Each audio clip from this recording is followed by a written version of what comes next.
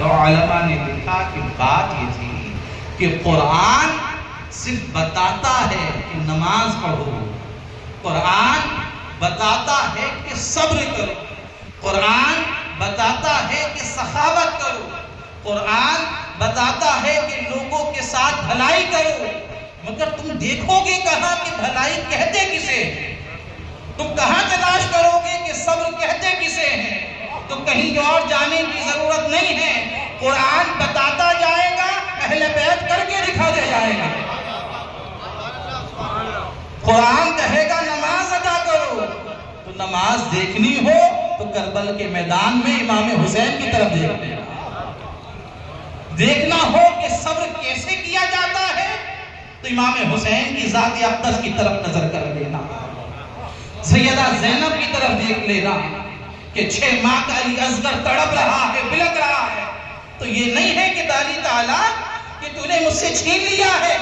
بلکہ اس کا خون چلو میں لے کر آسمان کی طرف بلند کرتے ہیں کہ باری تعالیٰ یہ چھوٹی سی قربانی بھی قبول کرنا ہے۔ قرآن سخاوت کی بات کرے گا، قرآن عفو درگزر کی بات کرے گا، یہ اہل بیت کر کے دکھاتے جائیں گے۔ بس آخری 2 منٹ میں ایک واقعہ بس عرض کر رہا ہوں کہ امام زین العابدین رضی اللہ تعالی عنہ جب کربلا کا واقعہ ہو چکا تو آپ کو اس کے بعد کسی نے مسکراتے ہوئے نہیں دیکھا، غم میں ہیں، آنسو روا ہیں۔ اتفاق یہ ہوا کہ یزیدی لشکر میں کا ایک شخص کسی وجہ سے یزید سے اس کی بگڑ گئی، تو یزید نے اسے بھی قتل کا حکم دیا۔ اب یہ کسی طرح سے وہاں سے بھاگ نکلا، مگر جہاں جائے اسے پناہ نہیں مل رہی ہے، جہاں جائے اسے ہٹا دیا جائے کہ نہیں یزید ہمیں ختم کر دے گا۔ اب یہ چھپتا چھپا تھا، اتفاق سے حضرت امام زین العابدین کی حجرے تک پہنچ گیا۔ اب یہ وہاں پہنچا، خادموں نے اسے کھانا وانا دیا، اب حضرت زین العابدین رضی اللہ تعالیٰ عنہ سے ملاقات ہوئی، خوب کھلایا پلایا، مگر یہ پریشان ہے کہ حضرت نے شاید مجھے پہچانا نہیں ہے کہ کربل کے میدان میں ان کے خلاف لڑ رہا تھا، ان کے خدام میری خدمت کر رہے ہیں، مجھے کھانا کھلا رہے ہیں، پانی پلا رہے ہیں، مجھے ٹھہرنے کے لیے جگہ دی ہے۔ جب 3 دن گزر گئے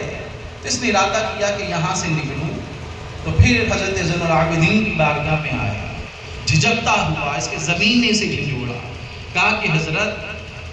آپ نے مجھے ٹھہرایا بھی، کھلایا بھی، پلایا بھی، مگر اگر شاید آپ نے مجھے پہچانا نہیں ہے، اگر پہچان لیتے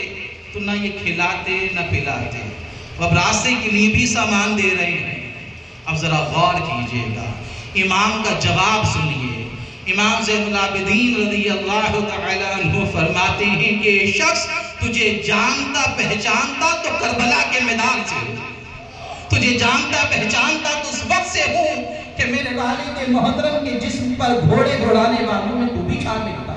خیموں میں آگ لگانے والوں میں بھی تو شامل تھا، تجھے جانتا پہچانتا تو اس وقت سے ہوں کہ پانی طلب کر رہے تھے تم تیر بھی کے پھینک رہے تھے، تجھے جانتا پہچانتا تو اس وقت سے ہوں کہ جن کے لیے آیت تطہیر نازل ہوئی ہو ان کی چادروں کو تم لے کے جا رہے تھے، تجھے جانتا پہچانتا تو اس وقت سے ہوں کہ علی اصغر کے لیے پانی مانگا تو تم تیر برسا رہے تھے۔ اس نے کہا کہ امام جب یہ سب کچھ جان رہے ہیں تو کیا وجہ ہے کہ کھلا بھی، پلایا بھی ہے، پلایا بھی ہے، سب کچھ کیا ہے؟ امام نے کہا کہ وہ تمہارا کردار تھا، یہ ہمارا کردار ہے، وہ تمہارا کردار تھا، یہ ہمارا کردار ہے۔ آج کی اس محفل کا درس یہ ہے کہ ہم اہل بیت کے سچے عاشق ہو جائیں،